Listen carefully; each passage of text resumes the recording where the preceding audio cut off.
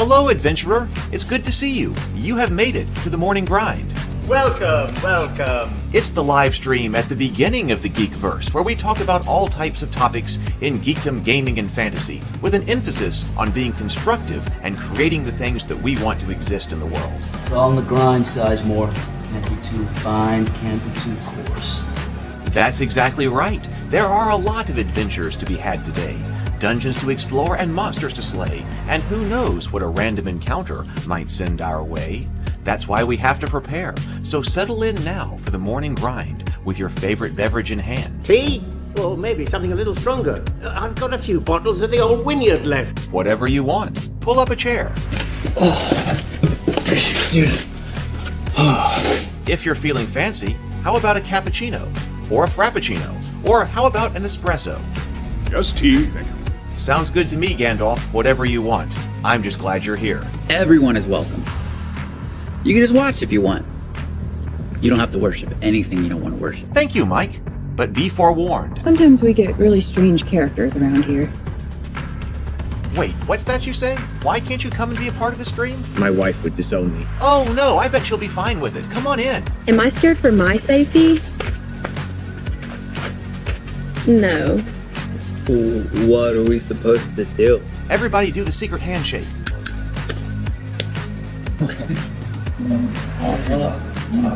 Secret cultist handshake. Oh, now do wizards who love each other.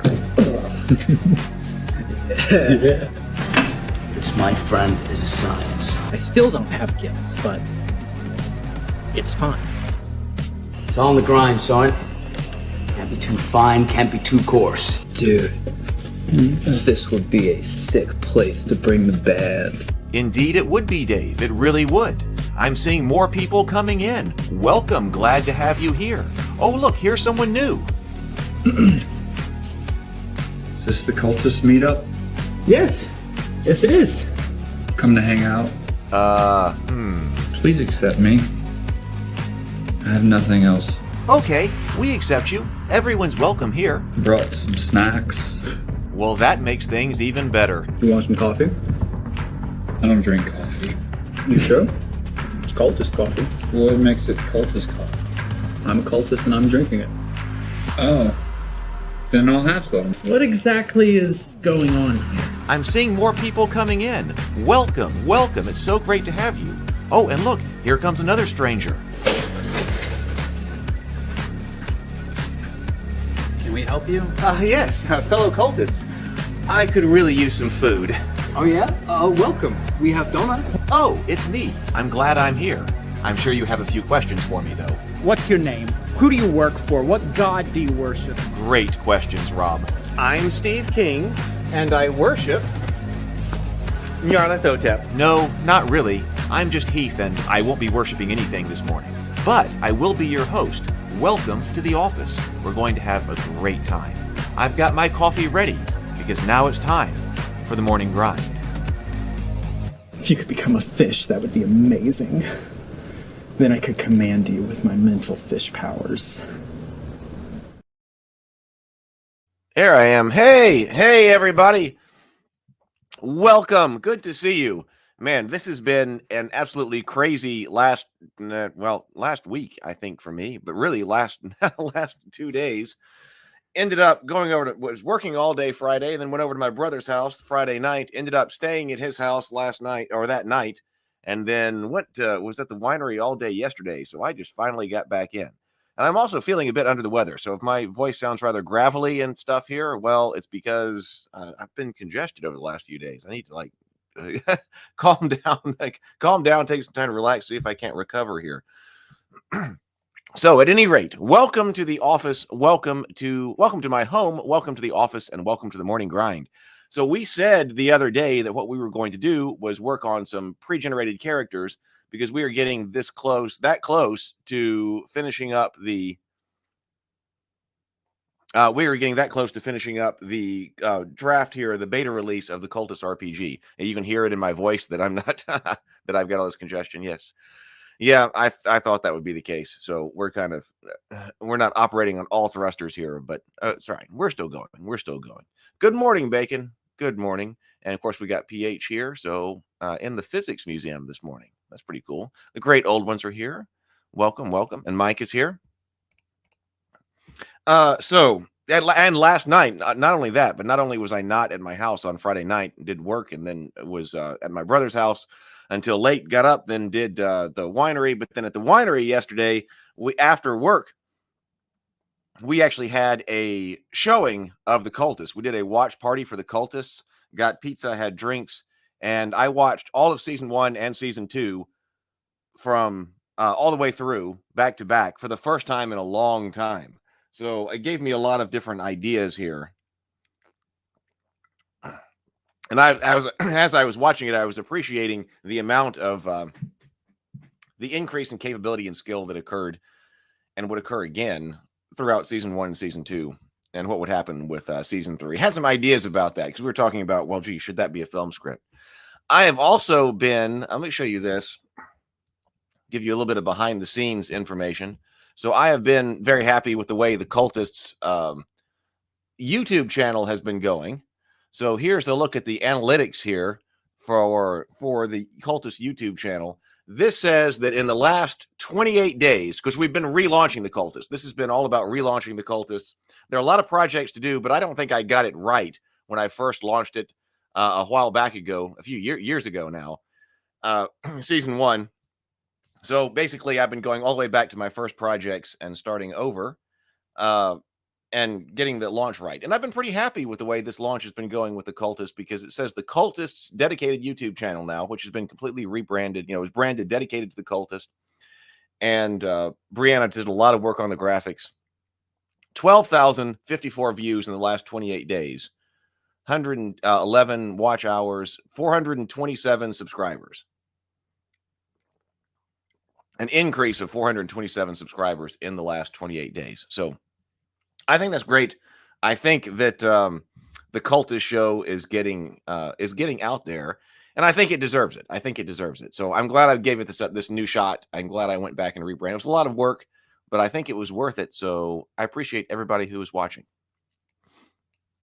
So I'm hoping that will continue to grow. Thank you, Bacon and Mike.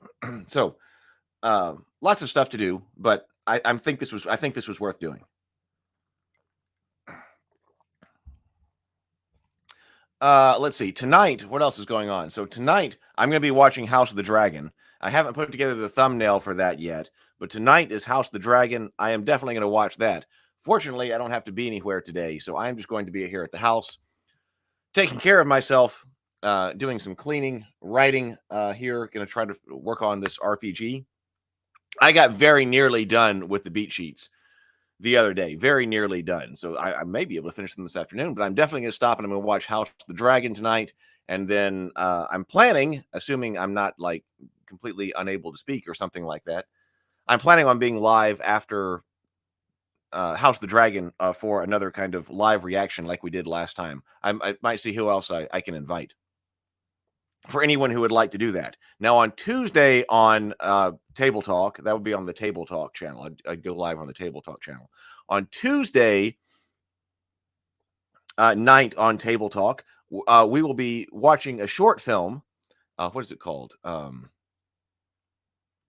can't remember the name of it at the moment. But Brennan Martinoni, who is the director of photography for the Cultists, shot a short film, a short horror film, and was touring it in different film festivals. And we're going to watch it. It involves some of the other actors of the Cultists who are in this. So he's going to be on the stream. Doug is going to be on the stream. Brianna's going to be on the stream. I believe Rachel may be on the stream as well. I believe I reached out to her. So other actors or actresses who are in it. So we will watch this new short film. So you can also see the increase in capabilities since then. So I believe this is his latest short film, a short horror film. And we will watch that Tuesday night and react. So that's what's going on. So lots of stuff going on the Table Talk channel over there as well. Let me put the link to the Discord server. So if you are here, you'll be able to get to all of those. And you'll see a channel for all the Discord server channel for all the different channels. Ravenkeep Discord server.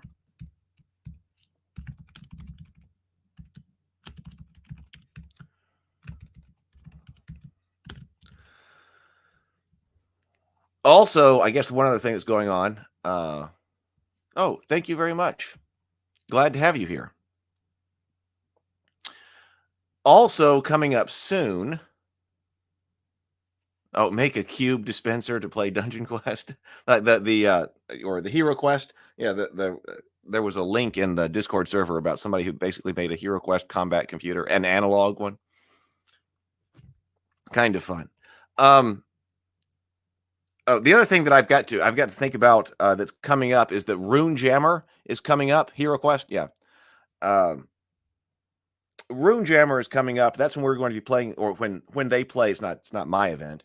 That is when the index card RPG community kind of self-organizes into a online convention for playing the index card RPG.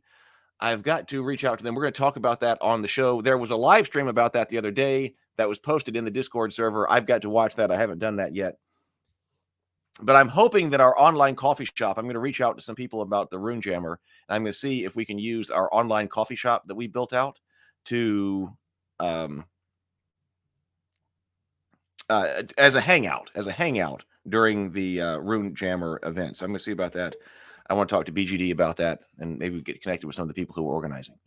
I am sorry I'm so under the weather at the moment, but uncharacteristic. But at the moment, that's what's happening. All right. Let me bring our rule book up.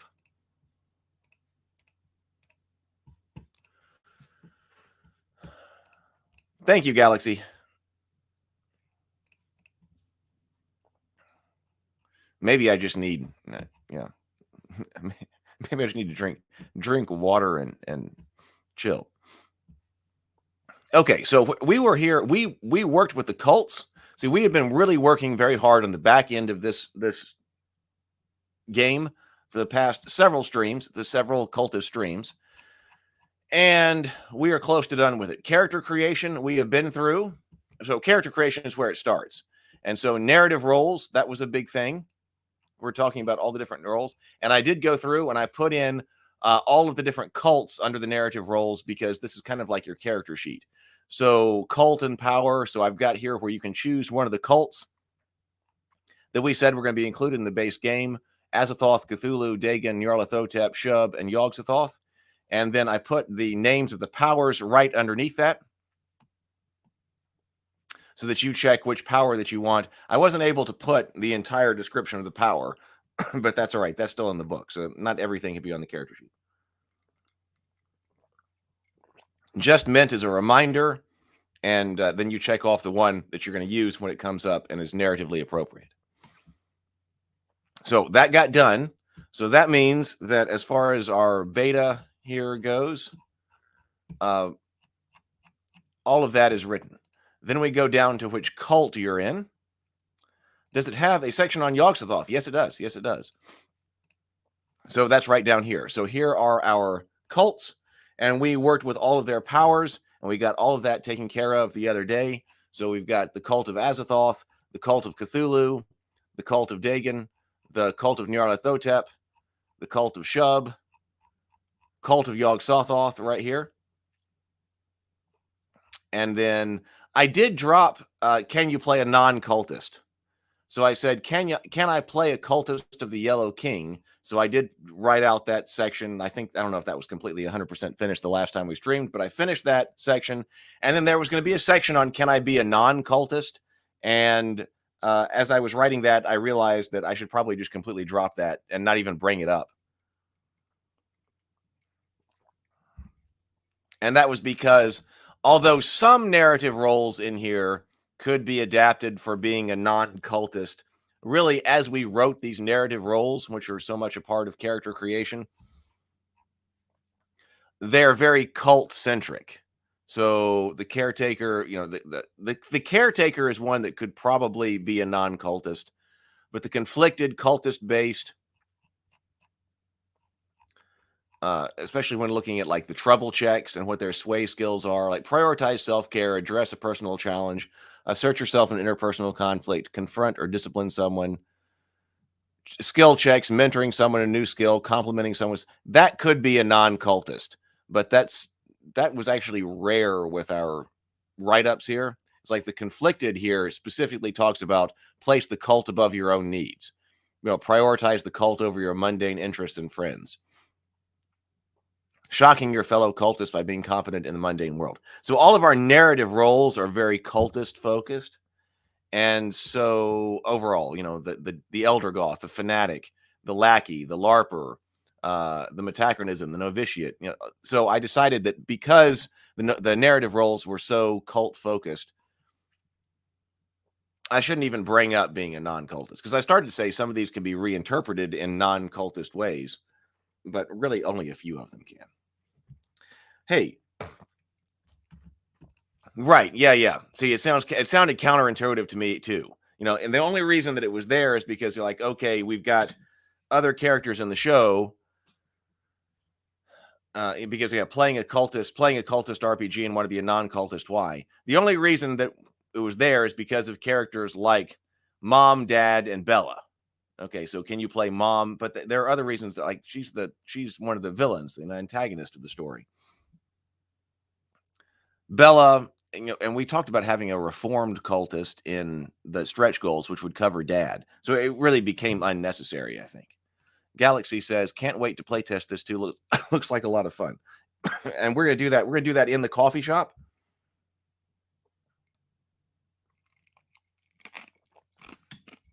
When we start the promotion. I was pressing hard. I want to do about 3 weeks of promotion, and then this will be on Kickstarter with all of the other items, including the shirts, for about 3 weeks. So it'd be 6 weeks in total, 3 weeks of promotion, then 3 weeks of Kickstarter. We'll be in the coffee shop during that time. I was pressing hard to start that on Wednesday, starting the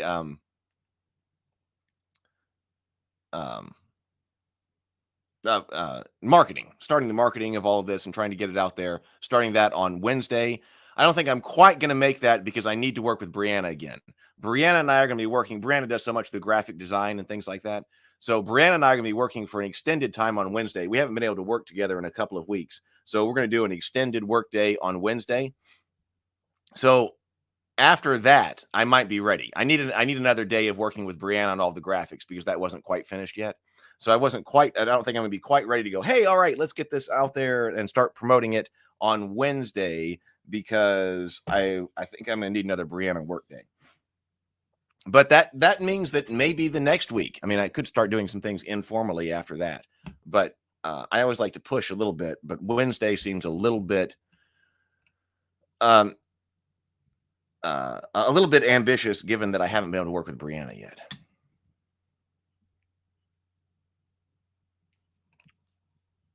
The minds of tabletop RPG players and playtesters combined. I guess that idea isn't so odd. Yeah.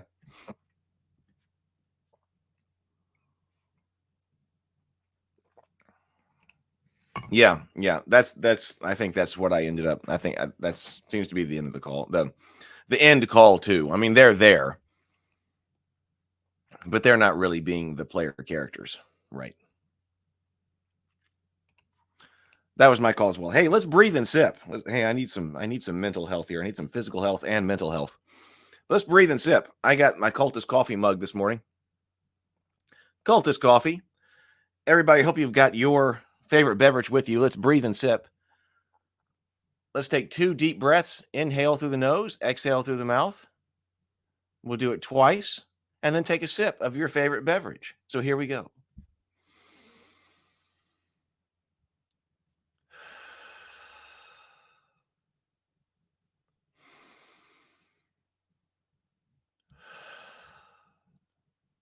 And sip.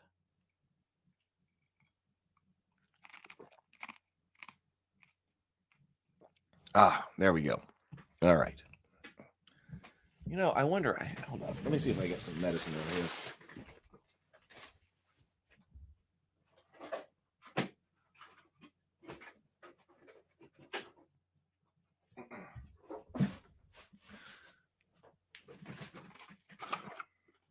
Well, the box is empty.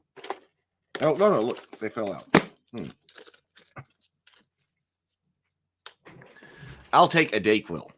Might not help quite for the stream, but maybe I should do it.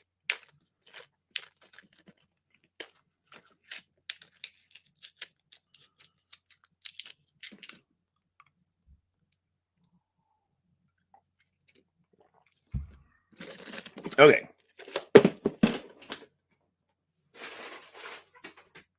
Maybe that'll work as magic. Okay, so we got the narrative roles. We've got the cults. Those are ready. So we did say, I saw the Yellow King come up. So yeah, so we did put in, I did write the section on can I play a cultist of the Yellow King. We said that probably that should not be included in the core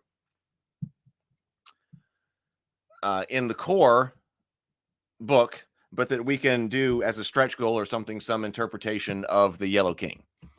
Then the next up thing is the pre-generated characters, which we're going to work on today.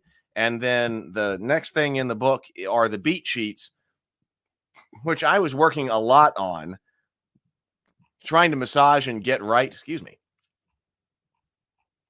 And I can talk about that for just a moment. But I've changed things up a little bit again, and I think this is working better. Now what I've got here is the crisis, the opening, and the scenes in each beat sheet. And then I'm going to go to a completely independent curveball table. So, we talked about, what do you need to be rolling on? So, like the forbidden. Okay, one of the cultists is involved in a forbidden activity that jeopardizes the group.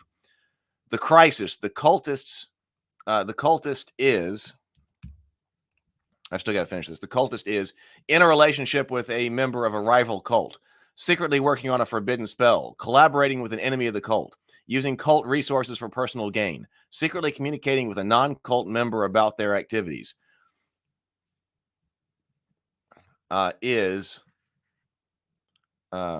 Reading, I guess this, in order to keep parallelism, reading a stolen forbidden book from the library.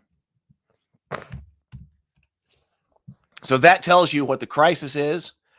And then we've got an opening here, which is the opening scene, because it seemed like as we were struggling with this, because a lot of the crisis was written as if it were already an opening scene. And I didn't like that. That didn't work. So this is the opening scene right here. And then this is for all the follow-up scenes. So this tells you what is going on in this case. What is exactly the crisis that's so forbidden that they're involved in? How do you find out about that? Or what's the opening scene that kicks off the hilarity here? And then where are the scenes that go from there? I think that's working rather well. I guess that was last Wednesday that I got pretty far in that. So that's been the new structure, but I've got to work on that. So I'm going to be going through that off of stream again today. But that went pretty well. And then the curveballs need to be something that can apply to any of those beat sheets.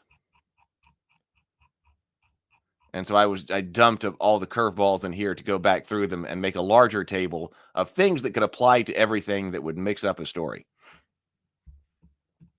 After that, the table of headaches, which I had started writing and is basically done. I keep noticing there's one number 66 still not done down here, but that's pretty much done. And then development notes. So that's where we are.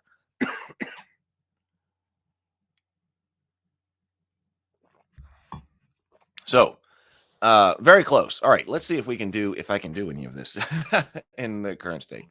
All right. So what we've got here is like, how do we make a character? Which characters do we want to make? Okay, well, actually, so Bella being a non-cultist, now she comes in a little bit, but really I think we can drop Bella. I mean, how many of these do we need? So Bella being a non-cultist gets dropped. Carrie, Dad is reformed cultist, but we were thinking about having reformed cultist or something like that as a stretch goal. So that means Dad gets dropped. Dave, Evander, Mike, Rob, Shay, Sherry, Steve. Okay, does that cover everybody? So Mom is not on here. So our core group, make sure we didn't miss anybody. We got Mike and Rob.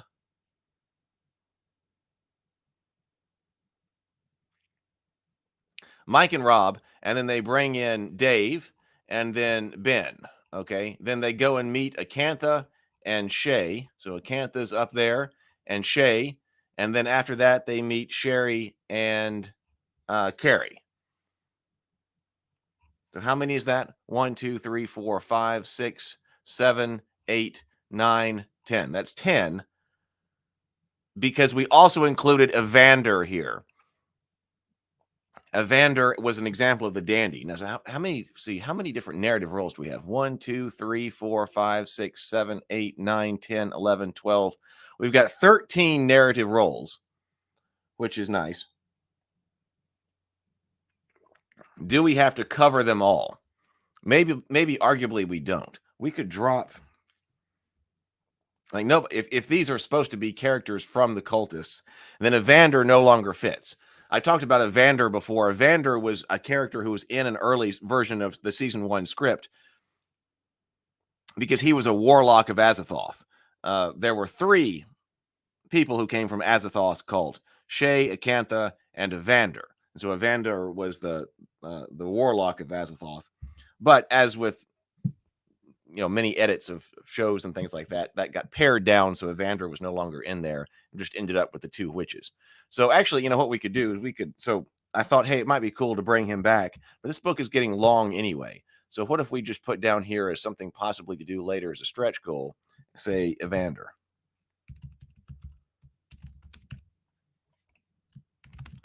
The dandy.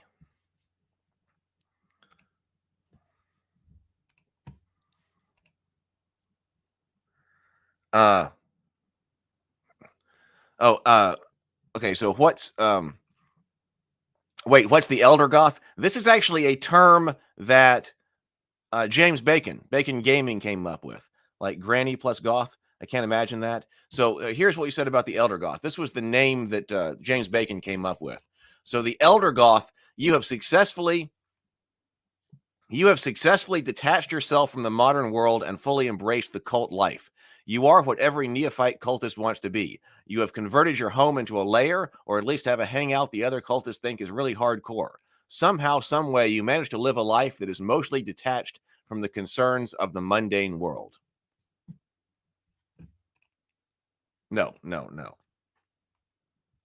That's what the Elder Goth is.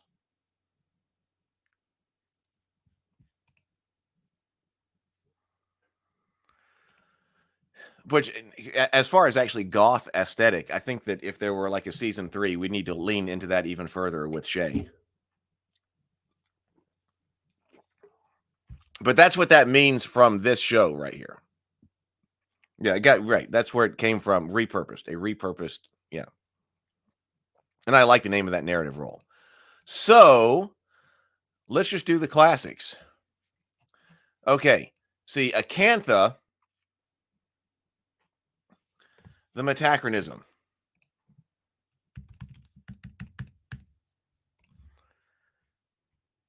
And then possibly we could do later an alternate Acantha where she's the caretaker. But it seems like most of the time when you think about her, I guess at least in season 1, they think about somebody who is out of place in time. Okay, so we got that one. Ben, which means we won't do all the narrative roles. Ben, early in season, or in season 1 especially, we are talking about the novitiate. Hey, Charlie, good to see you. Welcome. Okay, Ben is the novitiate. Carrie is the lackey. Dave is clearly the conflicted. Okay, now we have Mike here as the fanatic, and we have Steve also here as the fanatic. So we need to think about that. I don't want to double these up. Okay, so Mike is the fanatic. Steve, the fanatic.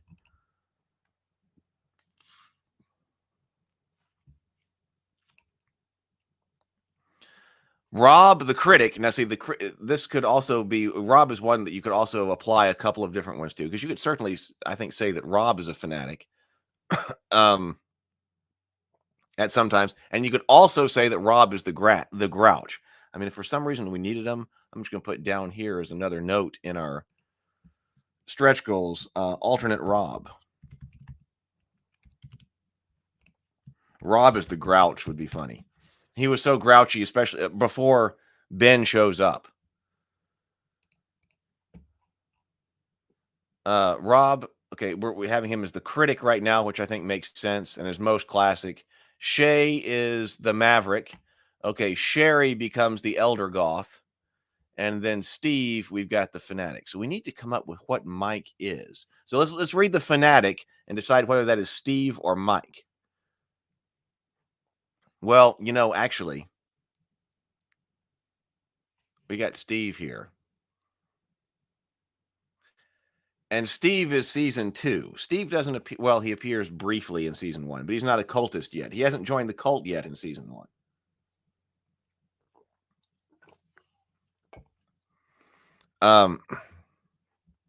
So one solution to doubling up on the fanatic, if it fits for both of them, is to just remove Steve, since he's a season 2 character. Okay, let's read the fanatic and see which one this seems to go with. The fanatic, because I don't really think this describes Mike, but we'll see. You're a true believer, completely dedicated to the elder gods and obsessed with bringing them back to the earth. Your true calling is to be their prophet and herald their coming. You probably also have a special role to play in facilitating their return, up to and including self-sacrifice. No task or quest is too great when undertaken in service of the elder gods.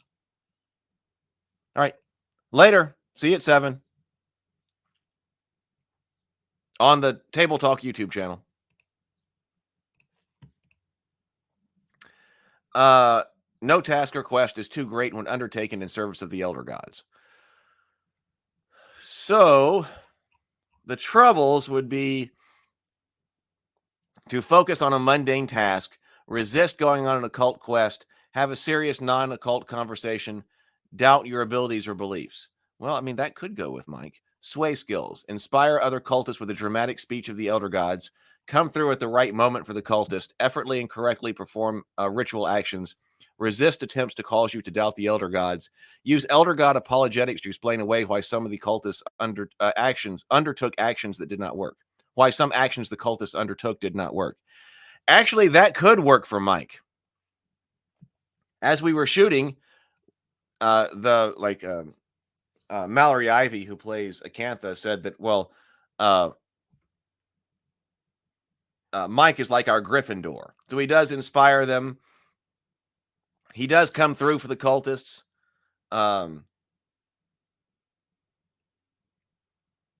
He's the one leading rituals. He doesn't really ever doubt the elder gods. He waffles from god to god in the first episode, but that could be. And he is the one who explains, like, why didn't Cthulhu appear? That was in episode 7. Why didn't Cthulhu appear? Wait a minute. It's not because there's something wrong with what we did. It's that we got to do some other things first. So he does do exactly that. So I guess I was thinking, when I was thinking about the fanatic as I was writing this, more of a crazy-haired, like insane person who's more fanatic. But actually, when I look at the interpretation of this with the skills, yeah, like he has trouble focusing on mundane tasks. Yeah, like doing his algebra homework. It would be difficult for Mike to resist going on an occult quest, I think. If he were presented with the opportunity that something's going on with some kind of occult quest to call, I think Mike would definitely go. Mike clearly struggles with having non-occult conversations, and he doesn't doubt himself. So, yeah, okay. So that sounds pretty good. So let's keep Mike as the fanatic. We might remove Steve. Okay, so which ones are not being used? The caretaker is not being used, but that seems to be pretty good for an alternate Acantha. Okay, the conflicted, that's Dave. The critic, that's Rob. The dandy, that one's not being used, but that would be Evander if Evander is put back in later. The elder goth, that's Sherry. Okay, the fanatic, that's Mike. The grouch, that would be alternate Rob. The lackey, that's being used for Carrie. Okay, we don't have a LARPer. So that one doesn't have a place. But I think that's fine. We don't have to do them all as pre-generated characters. So, okay, the LARPer is one that's not being used. The Maverick, that's Shay. The Metachronism, that one is primary Acantha. The Novitiate, that is, that's Ben. And then the Provocateur, that's Shay. Did I already say Shay? Did I already say Shay? The metachronism, that's Acantha. I might have accidentally said Shay, but that's Acantha, and then the provocateur, that's Shay. Okay. I think that's pretty good. So that works. I think that works. So I'm going to put down here, I'm going to put Steve. And it's not like you can't change these things up. Like if we decided that Steve also needed to be a fanatic, which he kind of seems that way, you know, there are the blanks that you can write and create your own stuff. So creating something custom for Steve could absolutely work. Okay, so let's draw Steve. This is going to be a long core book anyway. 1, 2, 3, 4, 5, 6, 7, 8. That's 8 characters. So that, yeah, so there are 4 core groups of the 4 core group of guys plus 2 of the girl cultists in 2 cults. So 4 of them. So 8. Okay, so that's right. And we've got all different interpretations for them. Okay, so what do you do here? So creating a character. Every player will need a character to play. Players are free to choose any of the pre-generated characters. Oh, see, Bacon just said something. Sometimes you need your own custom Steve, not unlike normal man or regular Jeff. Custom Steve. Okay, so what are we supposed to do? Every player will need a character to play. Players are free to choose any of the pre-generated characters in the back of this book, which include many of the characters in the Cultist web series. However, players may also create their own character to play using the following steps. Oh, hey, RPG Exile. Good to see you. We're making characters here. You came in at a great time. Select a narrative role. In the Cultist RPG, the most important thing about a character is the narrative role they play in the group or in the story. Generally, a group should only include one character of a particular narrative role. This gives each player a definable niche to fill when creating the story. Narrative roles in the RPG include, we just went over all of those. So, does it actually say select one? You know, it never, well, it does say select a narrative role, but it never actually has a sentence on that. I'll say each player should select one narrative role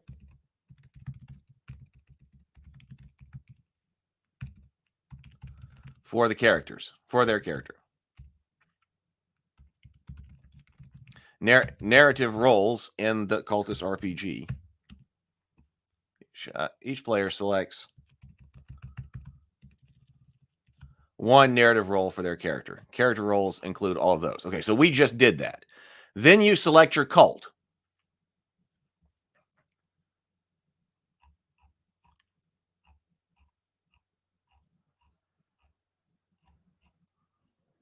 Come to think of it, I'm glad I'm looking at this because here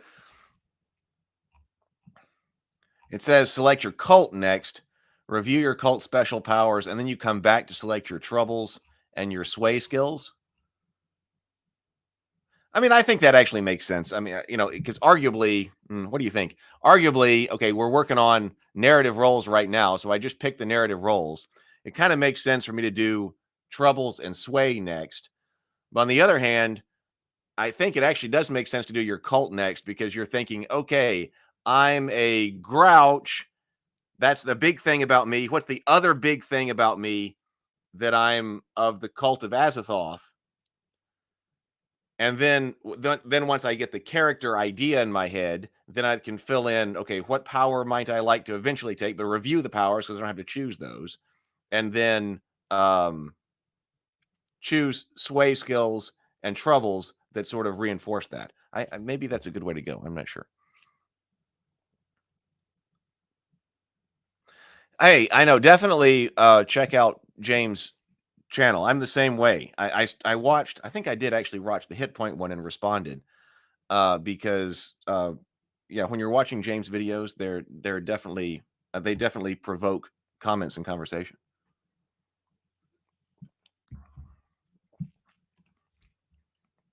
Yeah, Mike says, what do you think would be clearer for people reading for the first time?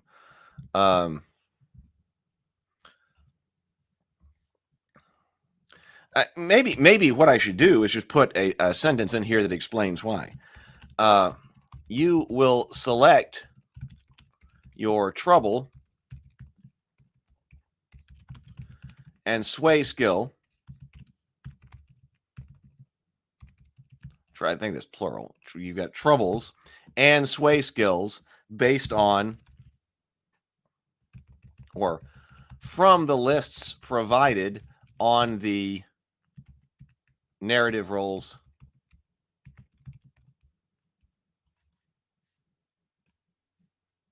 Got some crazy formatting here.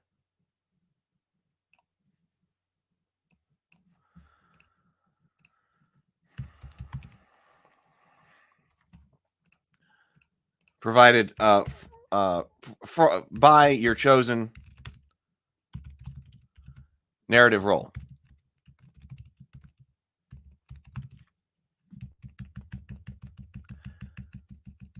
You can do so now.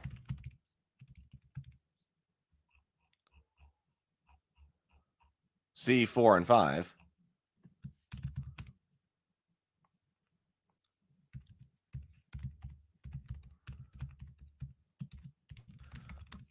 Or you can choose your cult first to get a more well-rounded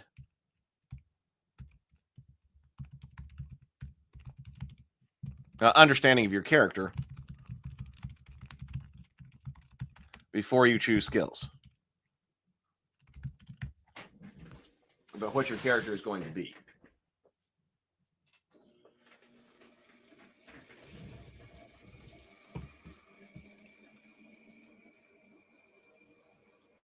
Oh, you're going to start going live too, James?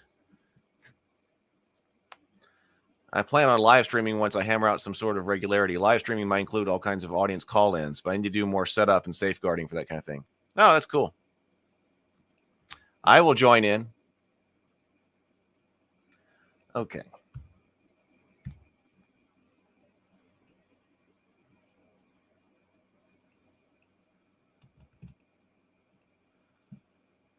You will select your troubles and sway skills from the list provided by your chosen narrative role. You can do so now, see below, or you can choose your cult first to get a more well-rounded understanding of your character before you choose them. Before you choose. Okay, so cults. All right, we should be able to put these in pretty easy here.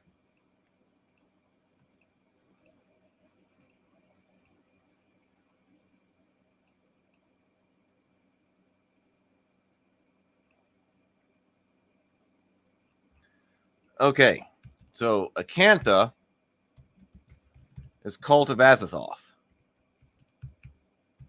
So this is like narrative role. I'm going to figure out how I'm going to structure this. Narrative role.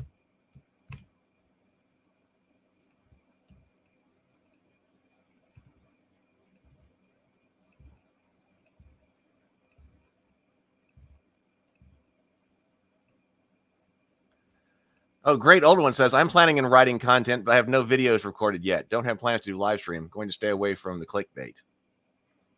Okay, well, maybe we should go ahead and subscribe to Great Old One's channel so that when videos appear, we will know.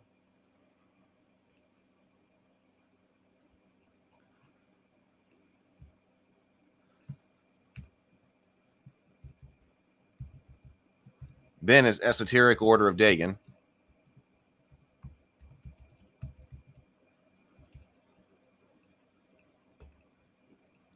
Carrie is Cult of Shub.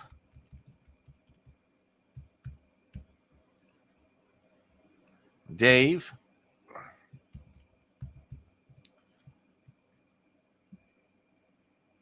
Well, now, what do we do? What do we do with Dave here?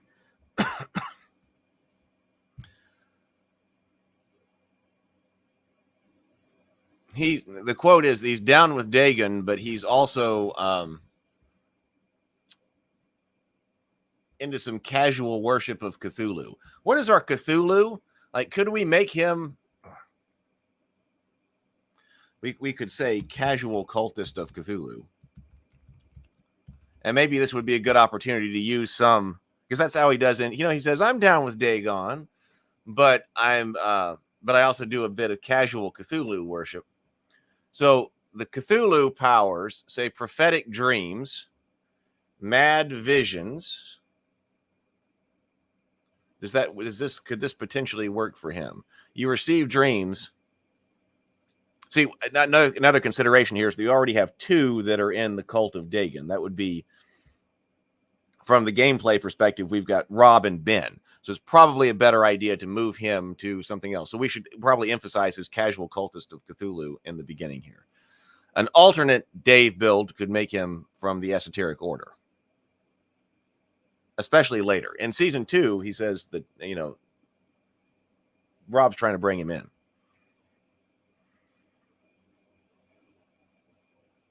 Prophetic dreams. And we do say that we hint that Dave talks with the dead.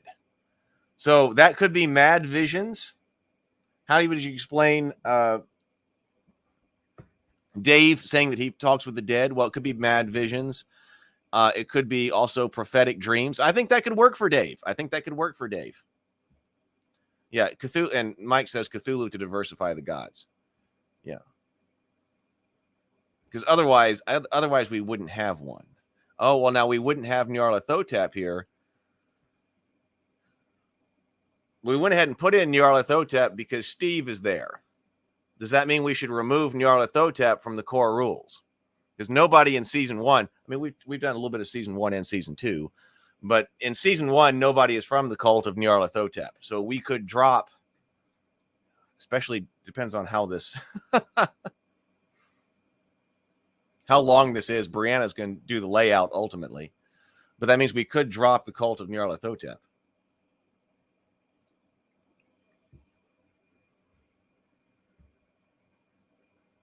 Maybe we should. Then we would have examples from all of the different gods: Azathoth, Cthulhu, Dagon, Shub, and Yog-Sothoth. Okay, so casual cultist of Cthulhu, and we could probably use some type of write-in power for him. Mike, the Fanatic, this is Cult of Yog-Sothoth.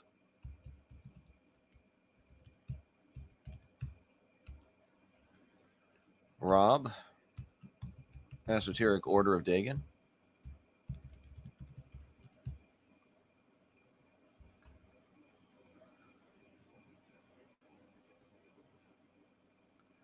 Honestly, if this should be future proofed, wait, I think this. Oh, honestly, I think this should be future proofed and consider including aspects of season 3.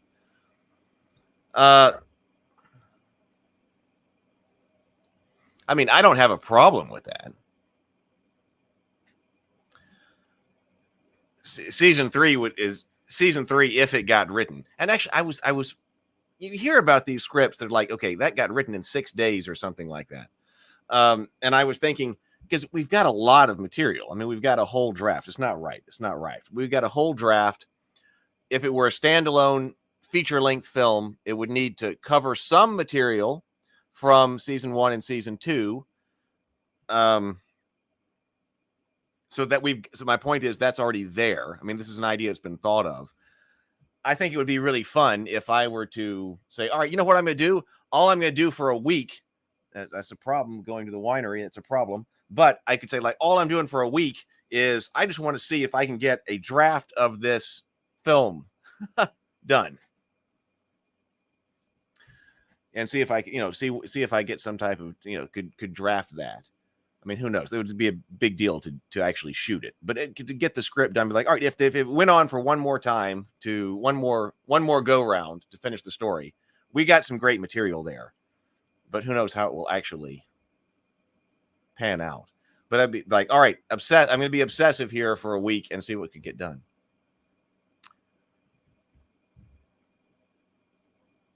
Mike says I'd leave Nyarlathotep in, and it's well written. Okay. Maybe we leave that in.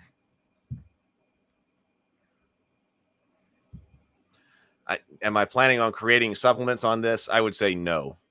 If so, you don't need to include everything. If not, then consider it. It still might be a good fit, but at least to give some thought. Yeah. The next thing the next thing for the cultists, I mean, this is thinking into the future quite a bit, but would be return to that the party game.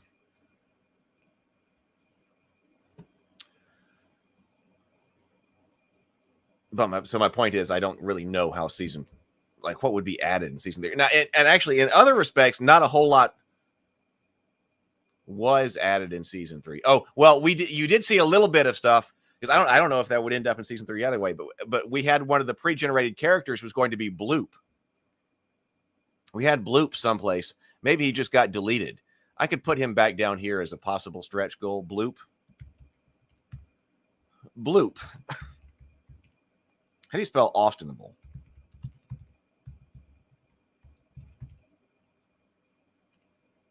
No, whatever. Austinable deep one.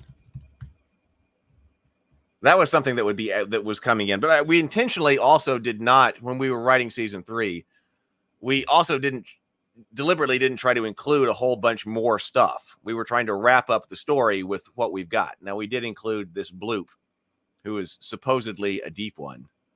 I don't know how that'll go. I kind of like that character, but we just have to see. But we were deliberately not trying to add in a whole bunch more stuff. Take existing stuff from season 1 and season 2 and then wrap up the story. Hang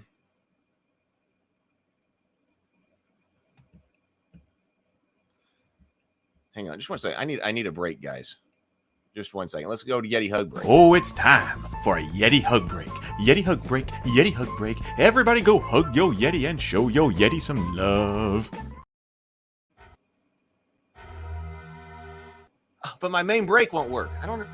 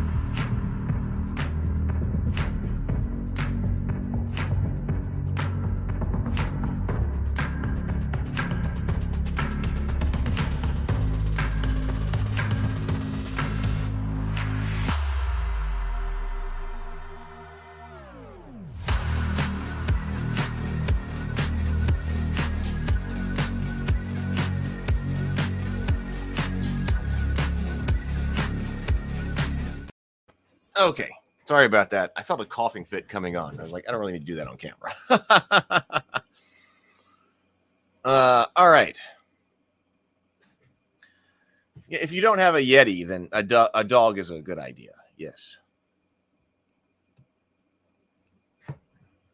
All right. Where are we? Okay. So, Cult of Yogg-Sothoth, Shay. Cult of Azathoth. Sherry. Cult of Shub.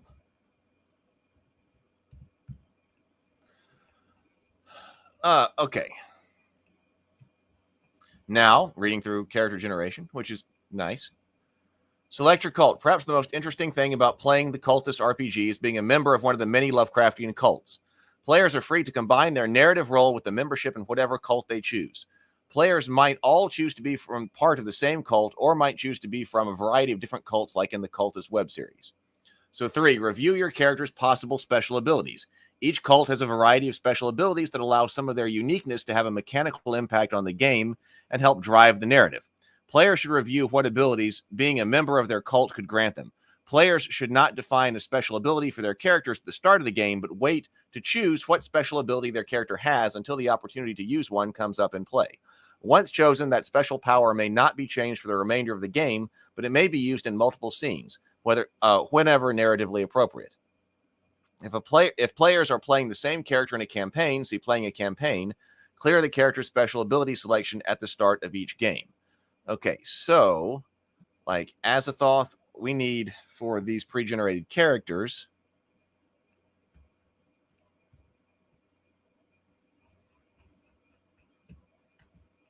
is we will not have one chosen because they get to choose that as they go. Cthulhu, we need the short version.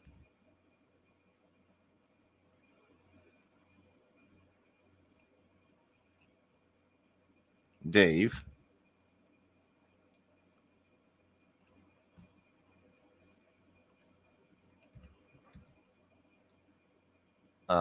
Let's see. This is for the Dagon is for Rob and Ben. Where's Ben? There we go. Nyarlathotep, we are skipping. Shub. Oh, we only have one cultist of Yogg-Sothoth. Yeah, that works. That works well because the 3 core guys shouldn't be all need to be Yogg-Sothoth, Cthulhu, and then it works for the esoteric order for the other 2 because we've got the master and the apprentice, right? Okay, so Shub, that works. I think that works well. Carrie and Sherry, and then one of Yogg-Sothoth. I'm going to put together like 2 or 3 sentences on each one.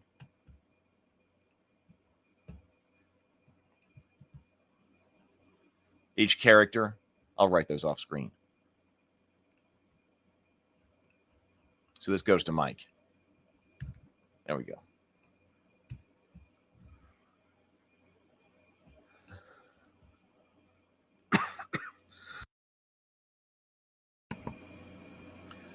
Let's see.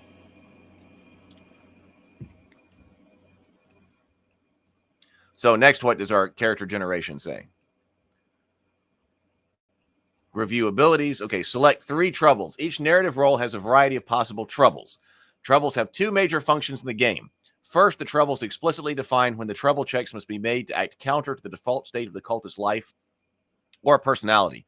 For instance, the caretaker has the trouble roll a trouble check to assert yourself in an interpersonal conflict.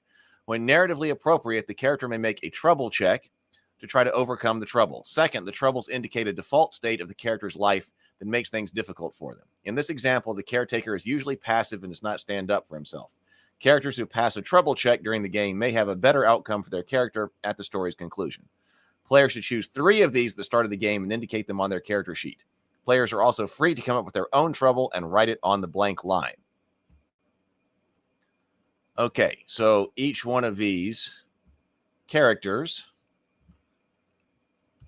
will have troubles.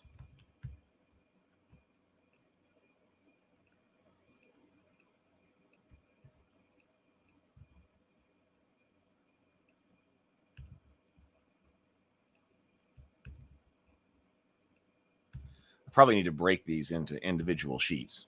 I will do that.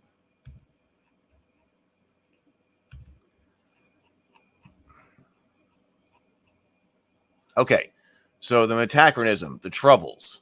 Let's take a look at this. Troubles. Roll a trouble check 2. In fact, we'll troubles DC 6. This is probably the way it should go. Roll a trouble check 2. I'll just copy these over to Acantha, and we'll see which ones we think are most appropriate, and if we think we need to write a new one. So we only have 3, so we're just going to delete the ones that don't. Effectively use modern tech and conveniences. That seems to work for Acantha very well. Conform to social norms. Maybe that one should go because she does seem rather socially, she does have social aptitude.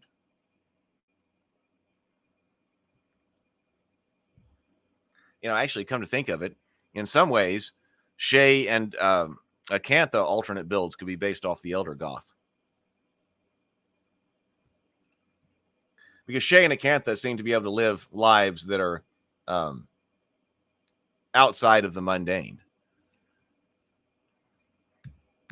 Let's delete that one. Relate to people through pop culture. Acantha can't do that, so that makes sense for a trouble. Hold down a job. She might not need a job.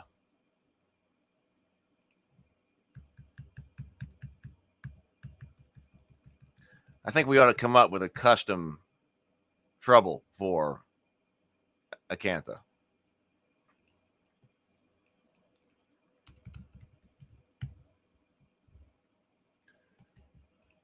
If you have ideas, we can put them down. We don't have to come up with everything at the second. But it seems like we should review Acantha and come up with a custom trouble. What about sway skills?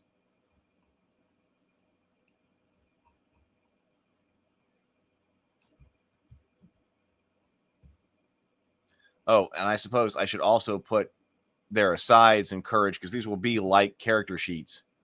They will be character sheets that you can print out. So it needs their stuff. So actually, what I'll do is I'm going to say split at selection with selection at title.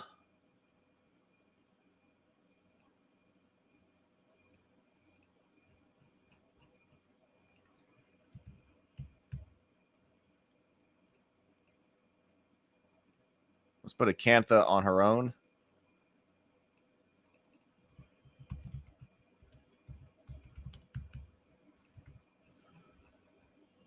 It'll be fun to be able to have illustrations of each one of the characters, but I don't think we're going to be able to do that. Sway skills. Oh, we don't need to say choose 3 because these are pre-chosen.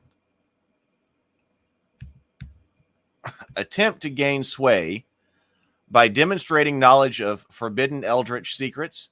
Yes, she absolutely does that with the Encyclopedia Magica. Pointing out your past successes to others.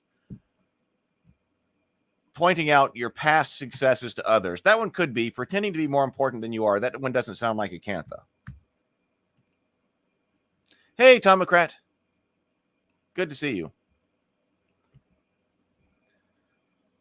Impressing someone using antiquated skills or language. Yes, that could be the case too. Pointing out your past successes to others. I'm not sure if that sounds like Acantha or not.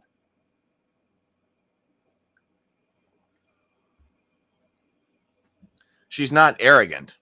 So maybe we should kind of come up with a blank custom one for her as well.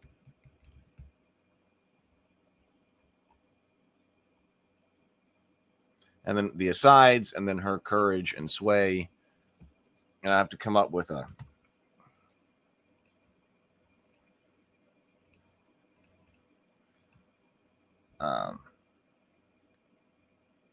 maybe it makes sense actually to start off with the cult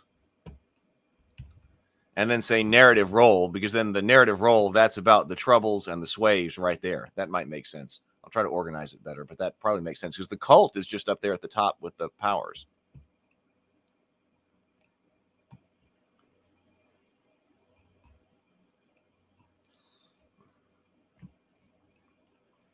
let's go ahead and split these.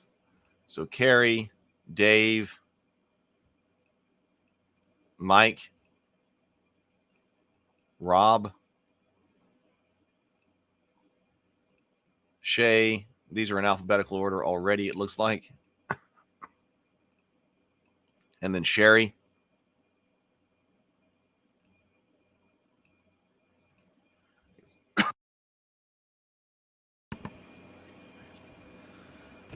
Ben.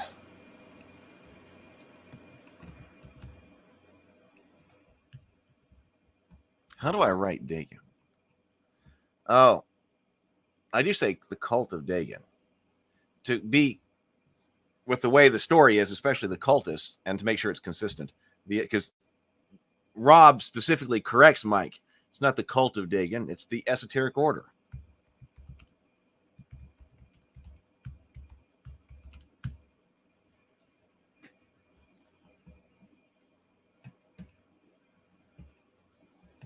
Okay, so Ben.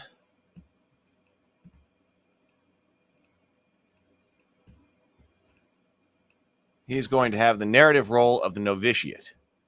So,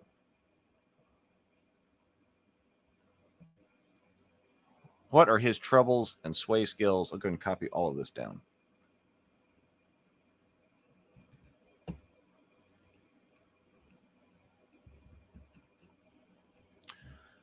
Troubles. Roll a trouble check to gain advantage by understanding underlying group dynamics. Ben probably does not understand group dynamics. Stand up for yourself or resist exploitation. See character flaws in more advanced cultists. Resist being overawed or easily impressed. Well, all of those could actually go for Ben.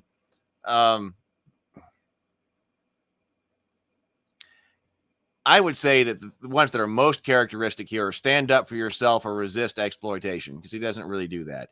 See character flaws in more advanced cultists. Resist being overawed or easily impressed. He's very much overawed and easily impressed. The group dynamics doesn't really come up all that much, but I would say we got 3 pretty good ones for Ben right here. Stand up for yourself or resist exploitation. Yeah, okay, so sway skills. Attempt to gain sway to learn new rituals or tasks or uncovering new information, discovering a problem others overlook, comforting a distressed cultist by telling them how amazing they are, solving a problem or completing a task. Okay, I need to go and change that on the novitiate, or completing a task. Hey, PH.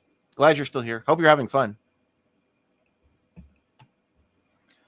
How does he gain sway? Learning new rituals or tasks or uncovering new information. He does do that in season 2, so we can go with that. Discovering a problem others overlook. Comforting a distressed cultist by telling them how amazing they are. He doesn't really do that.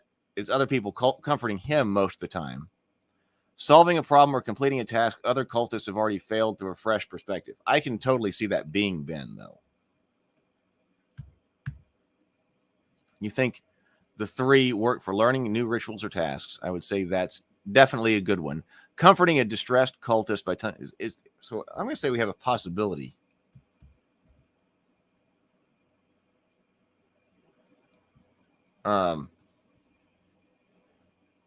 But, I would say that he ends up having sway, even though at the end of season 1, when he tries to sacrifice himself,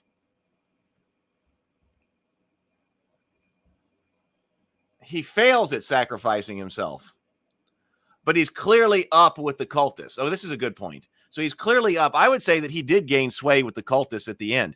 That's this. In fact, maybe that's kind of an example of trying to take sway at the end of the show, the end of the arc. So we said it's one of the things you can do. You can challenge them. And he does this by the sacrifice of himself. He doesn't actually sacrifice himself because it's a rubber knife. But he's certainly up with the cultists because Mike is very impressed by this. Dave is very impressed by this. I mean, they tell him that even though it was a fake knife, when you tried to sacrifice yourself, man, that was real. And he impresses Rob too, because Rob's like, you're someone that a cult leader would be proud to have as a cult. You're a fantastic cultist. So arguably he is up when he does that, even though he failed at sacrificing himself. I would say he definitely gained sway with the cultists at the end there. I would say. Yeah, gaining sway by being willing to sacrifice yourself in the ritual and being that hardcore about it. Okay, later, old ones. That sounds like a lot of fun. Go hang out with your grandson. Go fishing. I used to go fishing with my grandparents. While you're out by the water, be sure to perform a ritual to Father Dagon.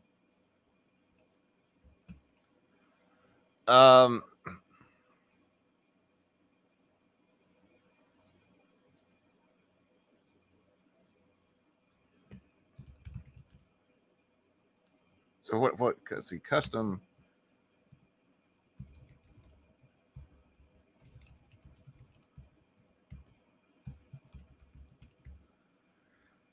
Comforting a distressed cultist by telling them how amazing they are. Solving a problem or completing a task other cultists have already failed through a fresh perspective. Well, arguably, that's kind of what happened with the sacrifice at the end, right? Okay, he did solve the problem. Or he didn't solve the problem. He didn't solve the problem of getting Cthulhu to appear, but he resolved the group's dynamics, the problems that the cult was having at that moment, by sacrificing himself. So maybe I could maybe that one gets rewritten to be that. I do like comforting a distressed cultist by telling them how amazing they are, because I could totally see Ben doing that.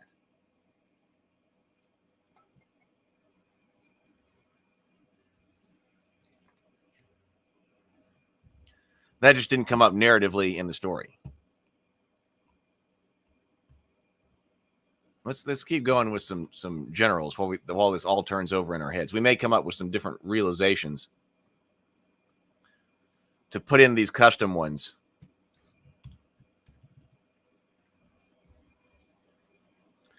As we go through some of them. Okay, so Carrie. Now, we don't know very much about Carrie, but Carrie is taking on the role of the lackey. Narrative role. Okay, so we're put Cult of Shub up there at the beginning. She's playing the narrative role of the lackey.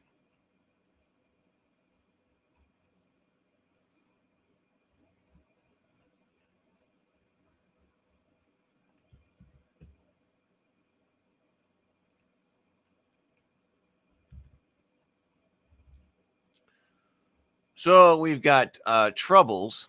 Go against the group and say no. Stand up for yourself. Choose sides or be... climb the social hierarchy. That would seem difficult for her.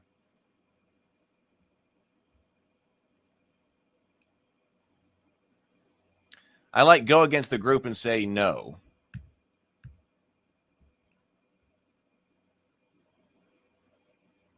Is there something else? See, we know so little about Carrie. There's a lot that's open to interpretations. There's a lot of stuff that we can add in here and do however we want to do it. The stranger, yeah.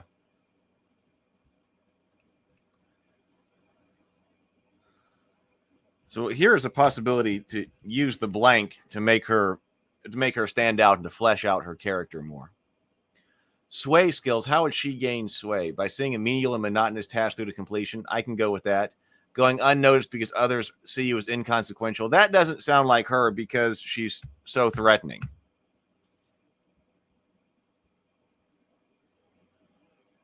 Impressing someone with your attention to detail and focus. That one could be here. I'm not seeing being prepared so as to meet the needs of others.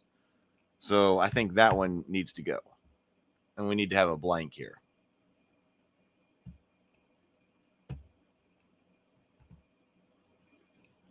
Let's see how Dave goes.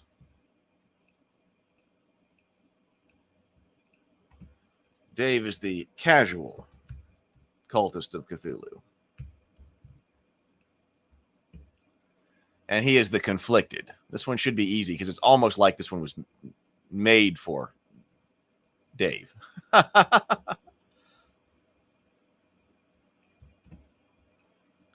right, let's see. Dave.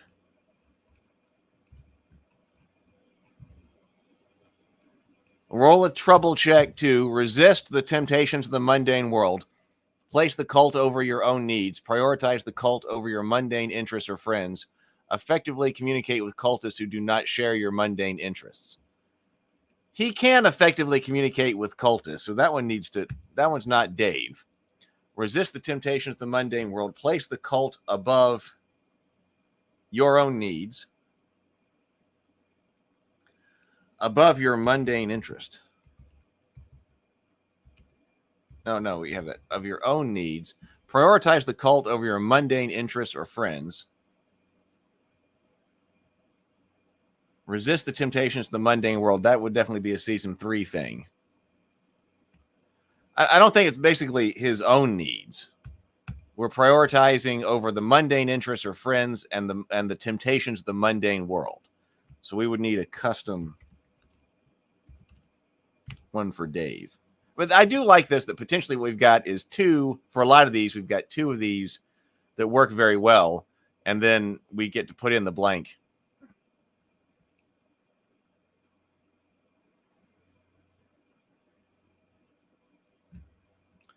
Mike says, it would seem for new players, the blanks option would only be used if they have some pre-existing understanding of their characters or if something comes up in play that informs this blank. Yeah.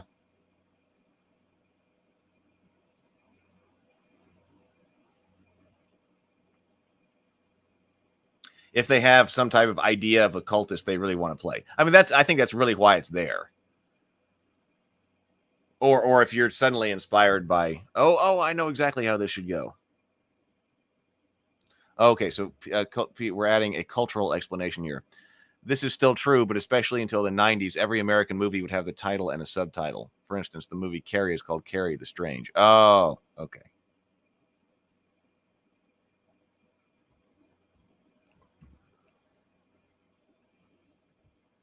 How does Dave gain sway?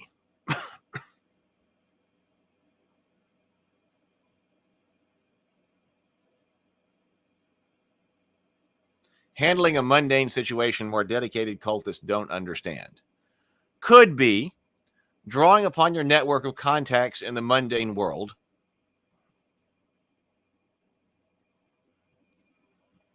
Could be, and especially if I'm thinking about some things in season 3, potentially, employing your mundane skill to impress others. Yes, especially season 3. In season 2, he does actually play the guitar. Shocking your fellow cultists by being competent in the mundane world. That one doesn't sound like Dave, because probably even in the band, he's not shockingly competent. It might be competent enough to shock the cultists,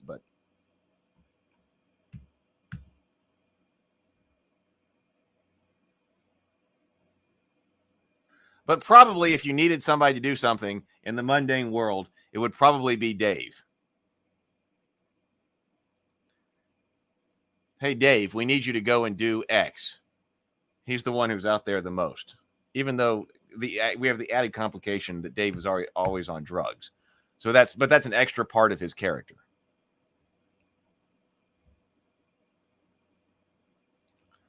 Okay, Mike.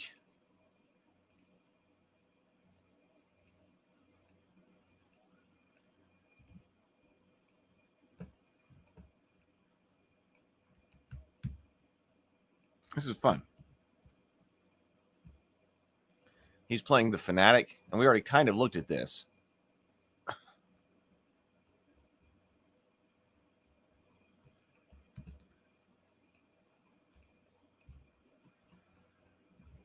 Okay, troubles. Roll a trouble check to focus on a mundane task. Resist going on an occult quest. He's the leader. I like that one. Have a serious non-occult conversation. He does do that in season 2 a bit when he's talking to his dad about the problems he's having with Rob.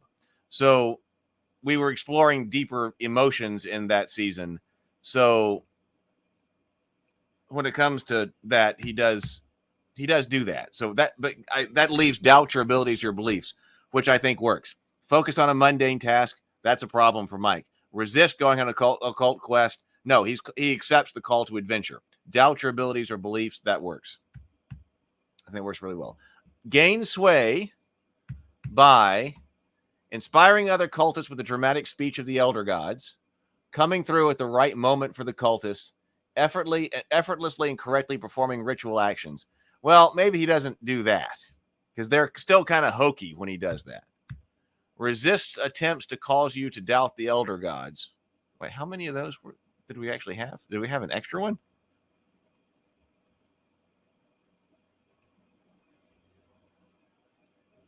And did I have too many of those? Like, how many potential sway skills? 1, 2, 3, 4 and a blank. The fanatic. 1, 2, 3, 4, 5. Oh, I did. I had an extra one. So for the fanatic, I had inspiring others, the dramatic speech of the elder gods, coming through at the right moment of the cult, effortlessly.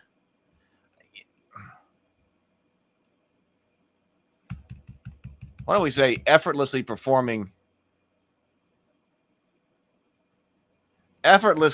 leading ritual actions. That gets away the connotation that it has to be correct. Okay, actually, I think these last two double up. Resisting attempts to cause you to doubt the elder gods. That's very close to using elder god apologetics to explain why.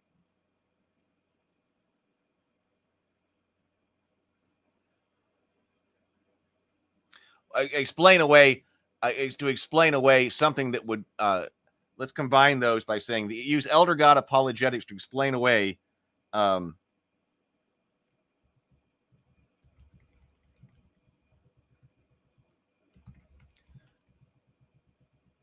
something that might otherwise cause doubt in your faith. There, that gets us back to the correct number and combines two that probably double up. Okay, so wait a minute. So how does Mike do that to gain sway? Attempt to gain sway by inspiring other cultists with the dramatic speech of the elder gods, using elder god. I think that one applies. Elder god apologetics applies. Leading ritual actions, coming through at the right moment for the cultists.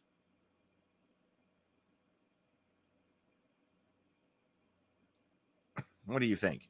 I'm kind of tempted to leave effortlessly leading ritual actions and striking coming through at the right moment for the cultists. Mike says Dave seems to have 1 foot in the mundane and 1 foot in the cult world. Right. It forms the basis for his trouble of band versus cult activity. Yes, exactly.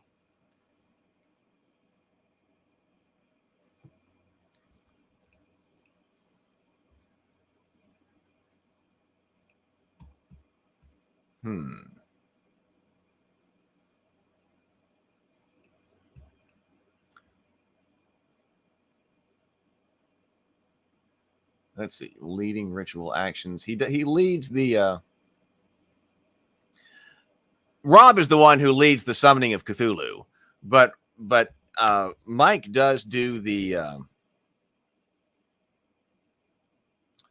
branding, which is very significant, and that plays a role in season 2 again. They need him to do that, and also in the orgy. So yeah, okay. He's the leader. That might mean coming through. He comes through by leading ritual actions. All right, so there we go. I think that's pretty good. That's all right. That's nice for Mike, I think. Okay, let's go down to Rob.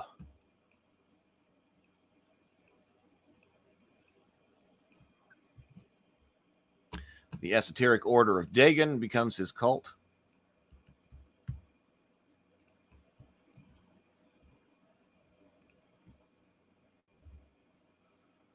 And he is, this version, he's playing the role of the critic.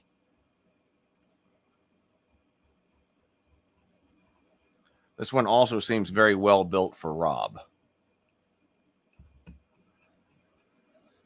Troubles.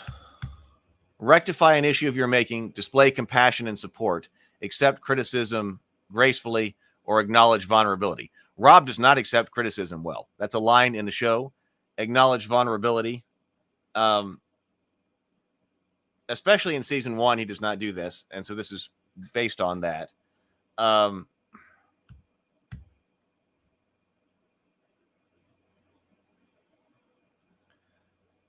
Rectify an issue of your making. I don't really see that in the show. Although you can see he's causing problems for people that other people have to fix.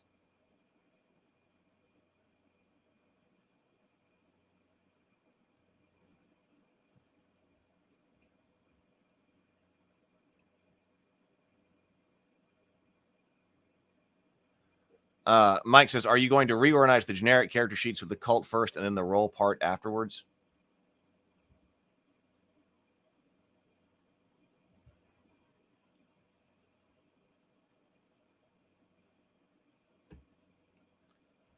Should I do that?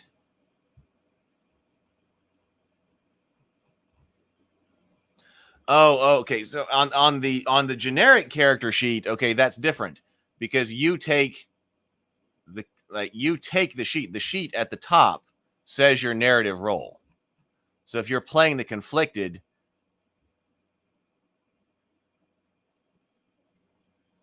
you take the conflicted sheet and then put your name down and then select your cult. So that's the way this is on the generic character sheet. And that does kind of follow from low stakes.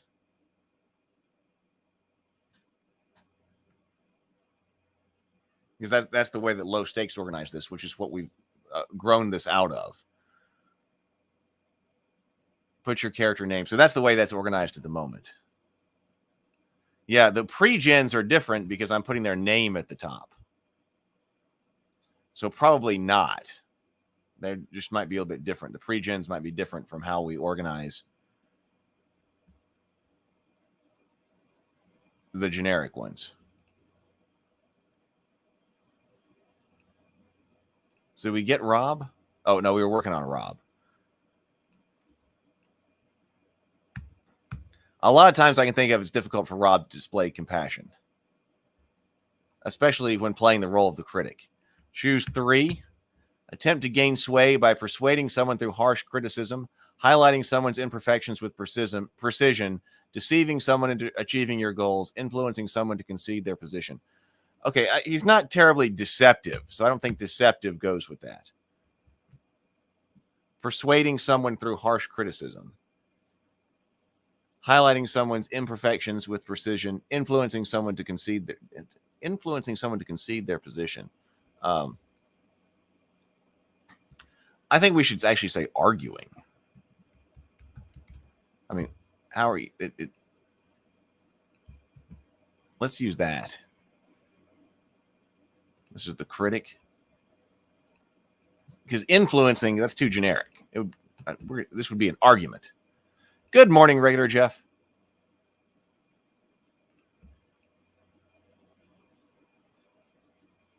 Good to see you.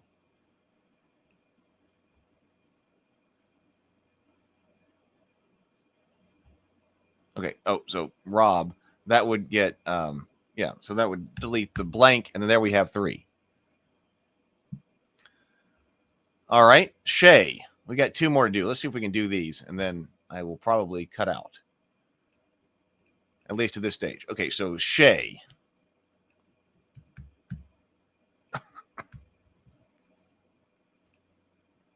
The Maverick.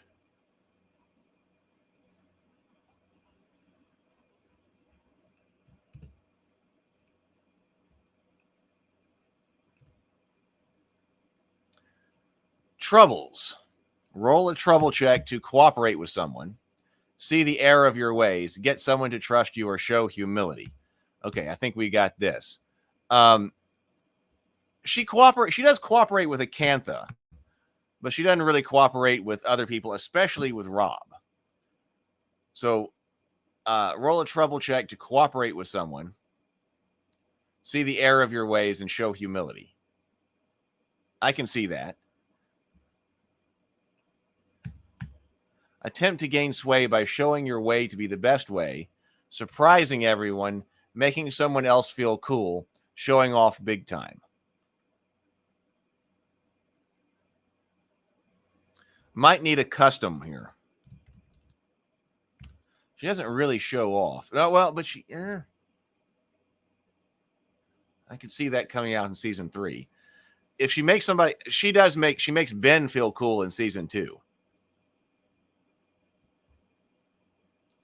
Surprising everyone.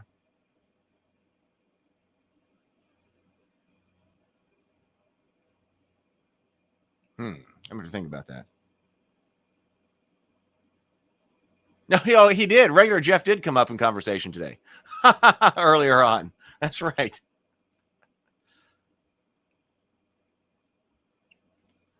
I'm going to have to think about that. I'm going to have to think about Shay for a bit.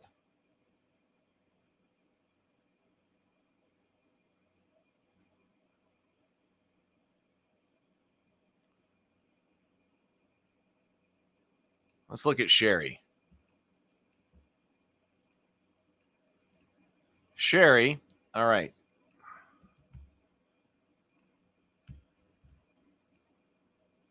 She is the elder goth. Let's see about this.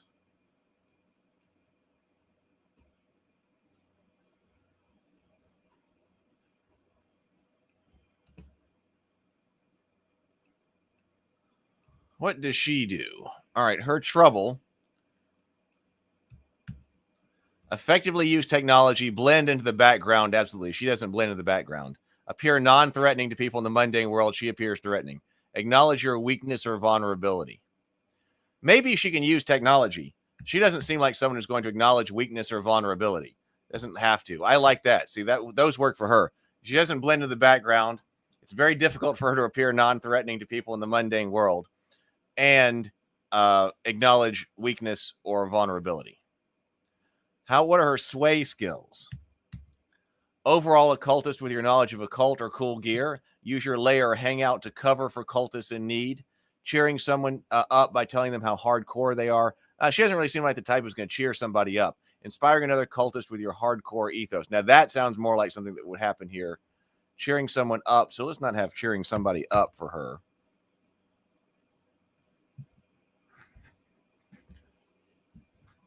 We never really see the lair, but they are out there in the woods with the goat.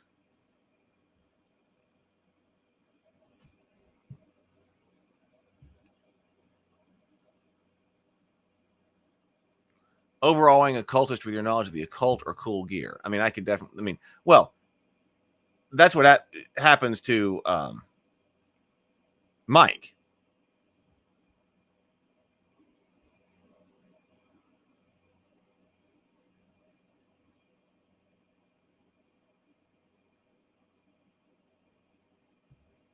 Is inspiring another cultist with your hardcore ethos too much like overawing them with knowledge of the occult and cool gear? I'm kind of feeling like it is. This is a good exercise for this because it helps concretize these ideas. Like, okay, does this work for this character concept?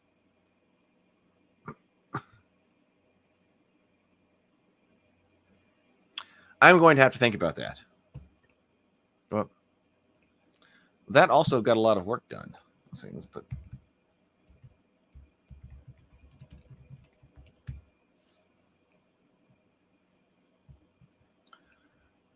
All right. Well, all right. That gives me some stuff to think about this afternoon. I got a lot to do, including sitting here and trying to figure out how to get better here. All right. I guess I am out of here. Thank you so much for being here with me this morning. And if you are watching on replay, thank you so much for being on replay with me. If you have comments and you're watching on replay or some ideas that we missed or something to put in here, please do put it down in the comments because I do read those. So maybe you might have something to have one of the ideas here. So thank you, everybody, for being here. Everybody, go forth, be creative, be constructive. I do plan on being on the Table Talk channel tonight after House of the Dragon, unless I just am feeling so, maybe I'll feel better this afternoon. But unless I'm just feeling so terrible that I cancel it. I do plan on seeing everybody tonight for House the Dragon reaction on Table Talk tonight. All right, everybody, go forth, be creative, be constructive, and go get stuff done. Later.